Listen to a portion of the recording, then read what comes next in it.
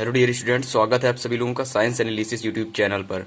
Dear students, आज की इस क्लास में हम क्लास 10th के साइंस चैप्टर 10 प्रकाश का परावर्तन तथा अपवर्तन की 5 सबसे महत्वपूर्ण क्वेश्चन डिस्कस करने वाले हैं। ठीक है, इस क्लास में हम फिजिक्स के क्वेश्चन डिस्कस करेंगे। और आपको पता होगा कि फिजिक्स के थ्योरेटिकल क्वेश्चन और न्यूमेरिकल क्वेश्चन पूछे जाते हैं बोर्ड एग्जाम में। ठीक है, लेकिन आज की इस क्लास में हम थ्योरेटिकल क्वेश्चनों के बारे में डिस्कस करने वाले हैं। ठीक है, 5 सबसे महत्वपूर्ण क्वेश्चन डिस्कस करेंगे इस क्लास में हम। 5 मोस्ट इंपॉर्टेंट क्वेश्चन, ठीक है, जो कि 2022 बोर्ड एग्जाम के लिए इंपॉर्टेंट हैं।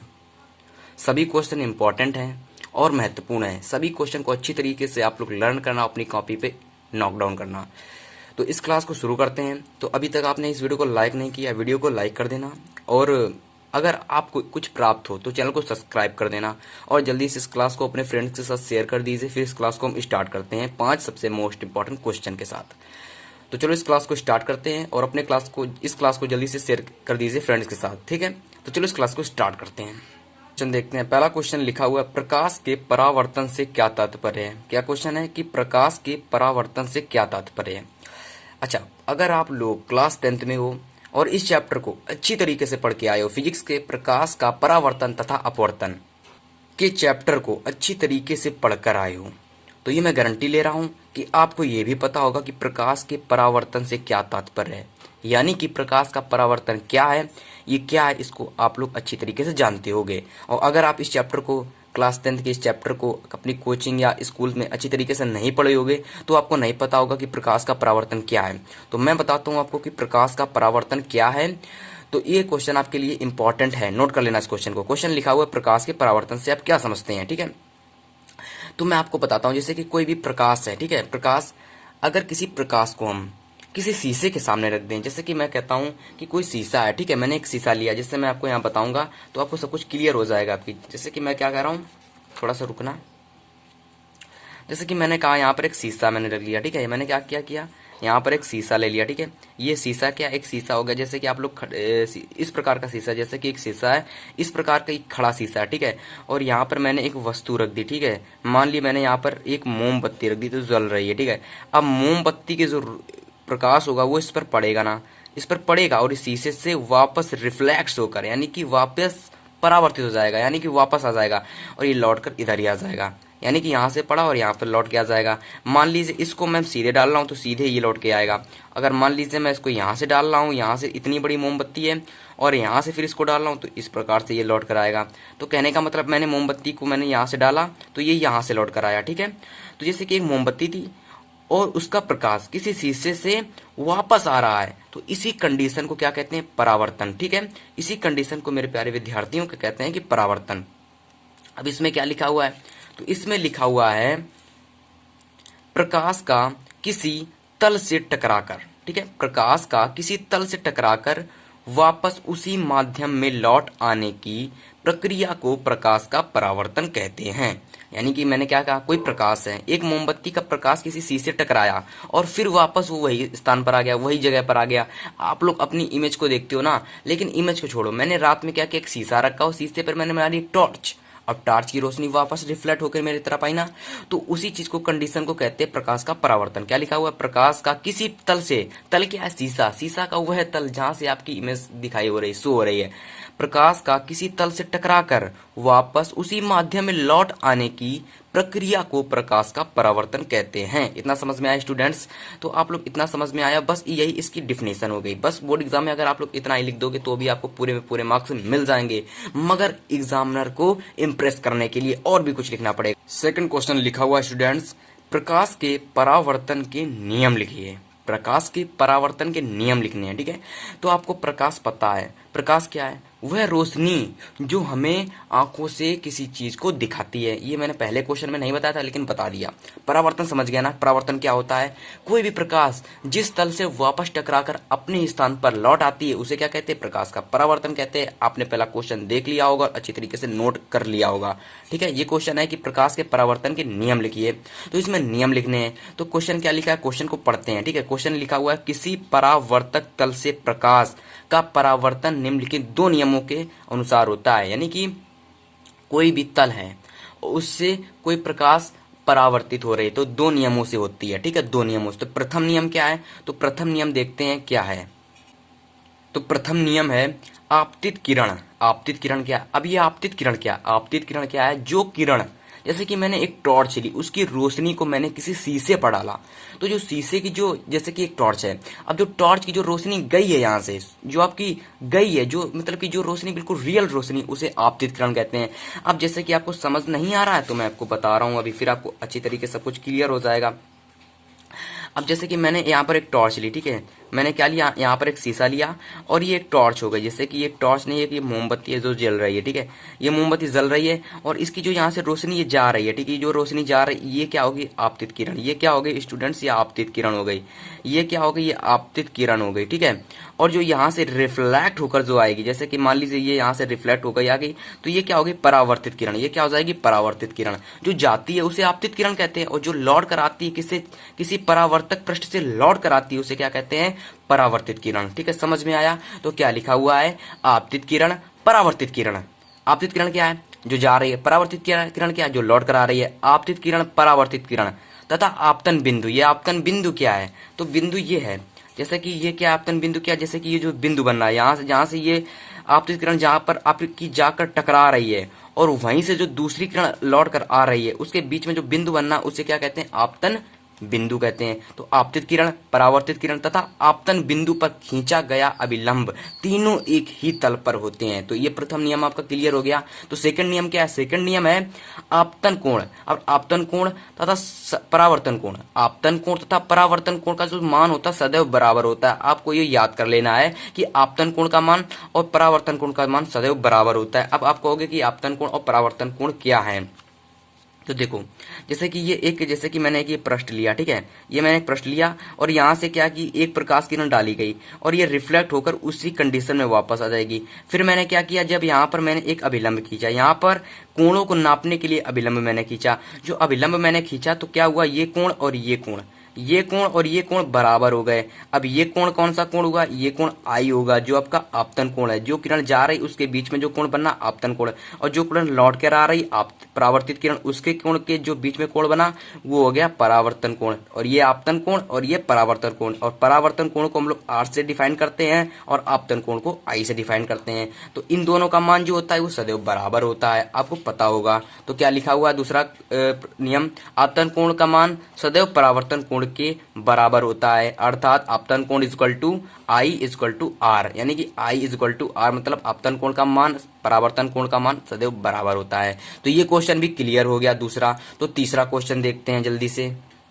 चलिए तीसरा क्वेश्चन देखते। तीसरा क्वेश्चन लिखा हुआ है रेखीय आवर्धन किसे कहते हैं। क्या लिखा हुआ है, रेखीय आवर्धन किसे कहते हैं। और ये पॉइंट और ये क्वेश्चन बहुत इंपॉर्टेंट है और इससे बहुत ढेर सारे न्यूमेरिकल्स बोर्ड एग्जाम में पूछे जाते हैं। क्वेश्चन है रेखीय आवर्धन किसे कहते हैं। क्या लिखा हुआ है, रेखीय आवर्धन किसे कहते हैं।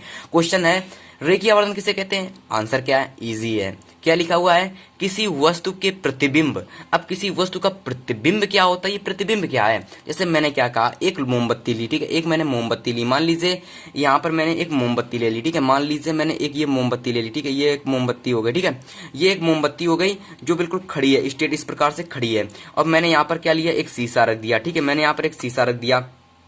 अब ये जो मोमबत्ती है ना, ये जो मोमबत्ती इसे कहते हैं वस्तु। ये मोमबत्ती एक वस्तु हो गई और ये एक शीशा है और मोमबत्ती की जो परछाई इस पर पड़ रही है वो रिफ्लेक्ट होकर जो आ रही है और उसकी भी लंबाई कुछ ना कुछ लंबाई होगी ना। जैसे कि मैं शीशे के सामने खड़ा होता हूं तो मेरी भी कुछ ना कुछ लंबाई होती है ना। तो शीशे में जो लंबाई दिखाई पड़ती है उसे कहते हैं प्रतिबिंब की लंबाई। उसे क्या कहते हैं, प्रतिबिंब की लंबाई। और ये क्या हो गई, वस्तु की लंबाई। और ये एक शीशा है, मान लीजिए कि ये शीशा है, यहाँ पर इस जो ये मोमबत्ती रखी हुई है इसकी लंबाई इधर दिखाई पड़ रही है। ये ढक्कन है, मान लीजिए ढक्कन की लंबाई इस शीशे पर दिखाई पड़ रही है, मान लीजिए इसके बराबर दिखाई पड़ रही है, तो वो क्या हो गई, वो हो गई प्रतिबिंब की लंबाई। तो क्या लिखा हुआ है, किसी वस्तु के प्रतिबिंब की लंबाई, यानी किसी की ये वस्तु है इसकी प्रतिबिंब की लंबाई और वस्तु की लंबाई के अनुपात को रेखीय आवर्धन कहते हैं।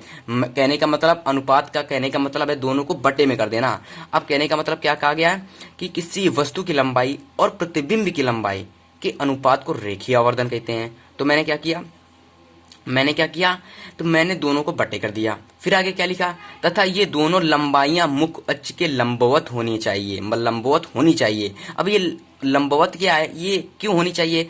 जब तक कोई लंबाई लंबवत नहीं होगी तो क्या कह सकते हैं कि दोनों ही मान अलग अलग निकलेंगे। ठीक है, दोनों ही मान अलग अलग निकलेंगे, फिर हम उसको अनुपात में नहीं कर सकते। तो क्या लिखा, किसी वस्तु के प्रतिबिंब की लंबाई, पहले सबसे पहले लिखेंगे किसी वस्तु की प्रतिबिंब की लंबाई, और फिर उसके बटे में कर देंगे वस्तु की लंबाई को, और उसे ही कह देंगे रेखीय आवर्धन। क्या कह देंगे, रेखीय आवर्धन।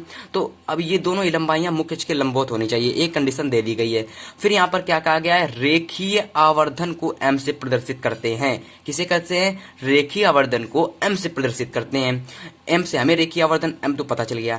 फिर यहाँ नीचे लिया गया है कि प्रतिबिंब की लंबाई को आई से डिफाइन करते हैं। प्रतिबिंब की जो लंबाई है, यहाँ पर जो इसकी लंबाई है, इसको आई से डिफाइन करेंगे, यानी कि इसकी जो परछाई है, इसकी जो परछाई दिखाई पड़ेगी उसकी लंबाई को आई से डिनोट करेंगे। और जो वस्तु की लंबाई है, इसकी जो मेन लंबाई है, इसको हम लोग ओ से डिफाइन करेंगे। किसे डिफाइन करेंगे, ओ से डिफाइन करेंगे। देखो लिखा हुआ है प्रतिबिंब की लंबाई की आई से और वस्तु को लंबाई के ओ से। ठीक है, समझ में आया। अब फिर क्या कहा गया था कि इन दोनों के अनुपात को रेखीय आवर्धन कहते हैं। तो मैंने क्या लिख दिया, सिंपल सा लिख दिया एम इक्वल टू आई ओ। हो गया आंसर, हो गया आंसर कि नहीं हो गया, कितना इजी था आंसर। देखो क्या था, किसी वस्तु की प्रतिबिंब की लंबाई तथा वस्तु की लंबाई के अनुपात को रेखीय आवर्धन कहते हैं, तथा ये दोनों लंबाइयां मुख्य अक्ष के लंबवत होनी चाहिए। रेखीय आवर्धन को एम से प्रदर्शित करते हैं और प्रतिबिंब की लंबाई आई हो और वस्तु की लंबाई ओ, तब एम इक्वल टू आई हो जाएगा। खत्म, रेखीय आवर्धन खत्म। तो इस प्रकार से हमारा तीसरा क्वेश्चन भी हो गया। अब हम लोग चौथा क्वेश्चन देखते हैं। चौथा क्वेश्चन लिखा हुआ है, दर्पण के लिए फोकस दूरी का सूत्र लिखिए। ये क्वेश्चन क्या है, दर्पण के लिए फोकस दूरी का सूत्र लिखिए। क्वेश्चन 2 मार्क्स का बोर्ड एग्जाम में पूछा जाता है और इम्पोर्टेंट भी है। अगर आप लोग ने ये क्या कह रहा हूं कि ये दर्पण का जो सूत्र याद कर लिया आपने, तो ये समझिए आपका एक फॉर्मूला, इंपॉर्टेंट फार्मूला तैयार हो गया। इस चैप्टर से 2 फार्मूलों से बहुत सारे ढेर सारे न्यूमेरिकल पूछे जाते हैं। एक तो हो गया दर्पण का सूत्र और दूसरा हो गया लेंस का सूत्र। दर्पण का सूत्र याद कर लो, लेंस का सूत्र याद कर लो और ढेर सारे न्यूमेरिकल तैयार कर लो। तो आज की इस क्लास में सबसे पहले हम लोग जानेंगे दर्पण का सूत्र क्या होता है। तो फिर इसी क्वेश्चन को दूसरे तरीके से पूछा जा सकता है मेरे प्यारे विद्यार्थियों। अवतल दर्पण के लिए यू, एफ तथा वी में संबंध लिखिए। यू क्या है, एफ क्या है, वी क्या है, सब कुछ बताऊंगा इस क्लास में। तो देखते रहिए इस क्लास को और अपने फ्रेंड के साथ शेयर कर दिए इस क्लास को। तो देखो समझेंगे क्या लिखा हुआ है। यदि वस्तु की दूरी u, यानी कि वस्तु की जो दूरी है u, अब जैसे कि मैंने क्या कहा, ये मैंने क्या कहा, एक रखी मैंने वस्तु। अब जैसे मैंने यहां पर रख दिया एक, क्या रख दिया मैंने यहाँ पर एक, जैसे ये मैंने वस्तु रख दी। ठीक है, अब वस्तु रख दी मैंने, अब यहाँ पर एक दर्पण रख दिया। अब यहाँ से जो यहाँ तक की दूरी होगी वस्तु की, उसको हम लोग किससे डिनोट करेंगे, यू से डिनोट करेंगे। ठीक है, फिर मैंने क्या कहा, प्रतिबिंब की दूरी। अब जैसे यहां से यहां पर आई, अब इसकी जो प्रतिबिंब की दूरी, मान लो यहां पर मैंने एक दीवार खड़ी कर दी, मान लीजिए यहां मैंने दीवार खड़ी कर दी, तो इसकी जो प्रतिबिंब की दूरी यहां पर रिफ्लेक्ट होगी, यहां तक पड़ेगी ना, यहां पर पड़ेगी। तो यहां से यहां जो बीच की दूरी पड़ेगी उसको वी से डिनोट करते हैं मेरे प्यारे विद्यार्थी, उसको वी से डिनोट करते हैं और वह होती है प्रतिबिंब की दूरी। अब ये फोकस दूरी क्या होती है, तो फोकस दूरी जान लो, फोकस दूरी क्या होती है। तो मैंने कहा ना फोकस दूरी क्या होती है, अभी बताते हैं, रुको। जैसे कि देखो फोकस दूरी क्या होती है, जैसे कि ये एक अवतल दर्पण हो गया और ये उत्तल दर्पण हो गया। अवतल दर्पण उत्तल दर्पण क्या है बाद में समझेंगे, आपको समझ चुके होगे अगर क्लास को अच्छी तरीके से आप पढ़कर आए होगे कहीं से भी। तो ये यार उत्तल दर्पण हो गया, ये क्या है, उत्तल दर्पण हो गया। अब यहाँ मैंने एक मुख्य अक्ष खींच दिया, मुख्य अक्ष खींच दी, मुख्य अक्ष। ठीक है, क्या मुख्य अक्ष है।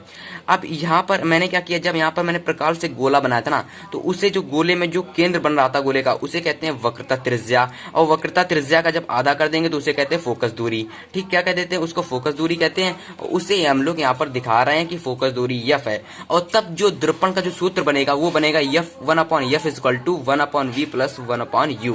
तो हमारा दर्पण का सूत्र आपको याद कर लेना है, 1/f equal to 1/v plus 1/u। ठीक है, याद हो गया। चौथा क्वेश्चन भी याद हो गया। पांचवा क्वेश्चन देखते हैं।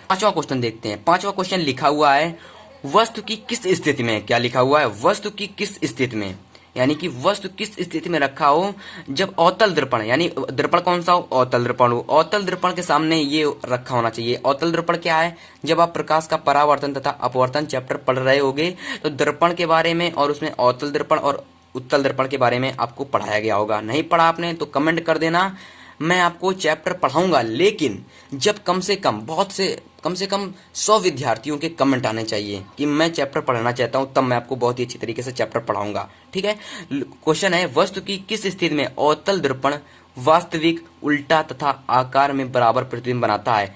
एक अवतल दर्पण रख लिया, मान लीजिए अवतल दर्पण है, मान लीजिए एक मैंने अवतल दर्पण लिया।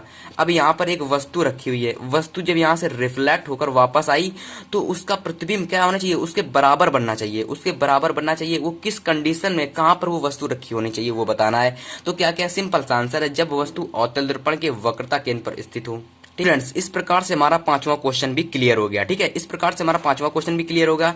आज की इस क्लास में हमने प्रकाश का परावर्तन तथा अपवर्तन से संबंधित 5 सबसे महत्वपूर्ण क्वेश्चन किए हैं। अगर आपको ये क्वेश्चन अच्छे लग रहे हो तो क्वेश्चन को नोट कर लेना और लर्न कर लेना जल्दी, क्योंकि समय नहीं बचा हुआ है। देख रहे हो जुलाई बिल्कुल एंड हो चुका है, खत्म ही हो गया जुलाई। अगस्त भी शुरू हो गया, कुछ समय बाद अगस्त भी खत्म हो जाएगा। फिर आपको पता चलेगा हाँ यार टाइम जा रहा है, अब पढ़ाई शुरू कर दें। तो पढ़ाई शुरू कर दीजिए। मोस्ट इंपॉर्टेंट क्वेश्चन मैं दे रहा हूँ, आप लोग उसको लिखना शुरू कर दीजिए, क्योंकि मैं सोच रहा हूँ कि आप लोगों को ये चैप्टर स्कूल में या कॉलेज में पढ़ चुके होंगे। ठीक है, और या फिर कोचिंग में पढ़ चुके होंगे। अगर नहीं पढ़े हो तो कमेंट कर देना, कम से कम 20 से 25 स्टूडेंट के कमेंट आने चाहिए, तब मैं इस चैप्टर को अच्छी तरीके से पढ़ा दूंगा। ठीक है, अच्छी तरीके से पढ़ा दूंगा। ठीक है, 5 क्वेश्चन मैंने बताए हैं, तो इसी प्रकार से मैं और भी क्वेश्चन लाऊंगा और भी न्यूमेरिकल्स भी करवाऊंगा।